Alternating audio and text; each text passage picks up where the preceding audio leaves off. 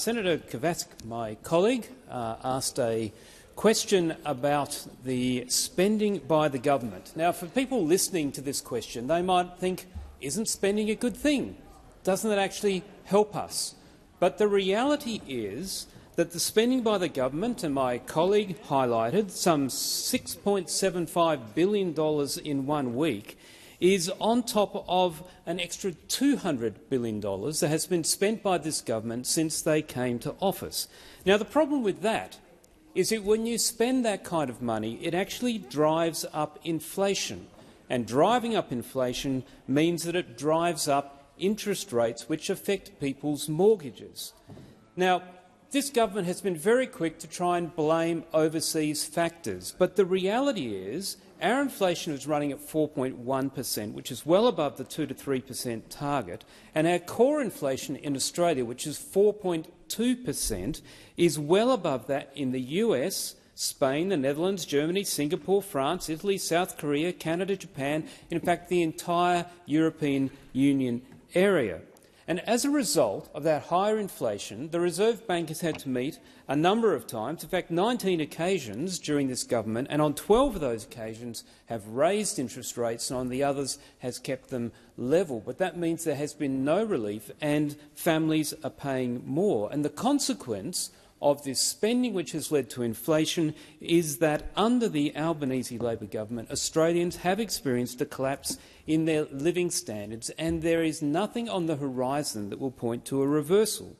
And people are aware of that cost. Even today in the ABC reporting online, they talk about a gentleman in New South Wales that saw his most recent power bill go from $600 to more than $1,400. And whilst they highlight that there were some spending pattern factors to that, they also highlight that overall the price for power has gone up by some 40%, which families are actually having to deal with. And so that combination of these real costs going up due to inflation means that real household disposable income fell by 2.2% over the last year and is down 7.5% since Labor took office.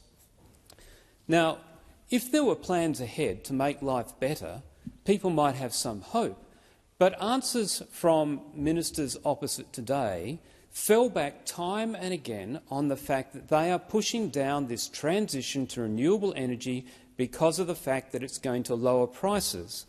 But in actual fact, the latest report from Net Zero Australia, which is the University of Melbourne, the University of Queensland, Princeton University and a couple of management consultancies, highlights that by the end of this decade the cost is some $1.5 trillion, with overall a need for about $7 to $9 trillion of capital to meet the additional transmission costs that will be required if we are to reach net zero just using renewable power. And the reality is those costs are not factored into things like the Gen Cost report, and so all the statements made about renewable energy being the cheapest form does not take account of all the costs that mums and dads and small businesses actually have to pay.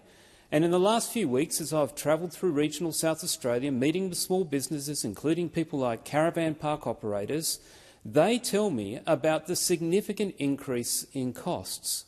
And so when those opposite say that the coalition is living in a fantasy around energy, what they're ignoring is the lived experience of countries overseas. And so we see, in terms of cost and time, that the United Arab Emirates have just had 4 reactors built within 10 years at a cost of $20 billion. That's the current price tag that is on the battery of the nation, the Snowy Hydro scheme, and the estimates from experts are that there will be 4 of those required to be part of the transition. So what we see is real costs, actually real costs. Korean contractors in the UAE delivering 4 reactors within a decade for $20 billion is the cost of one pumped hydro project here in Australia, and the estimates are they need 4 of them. So the facts are nuclear power will drive down costs. That's the lived experience, and the pathway this government on will actually push up costs for Australian businesses and families.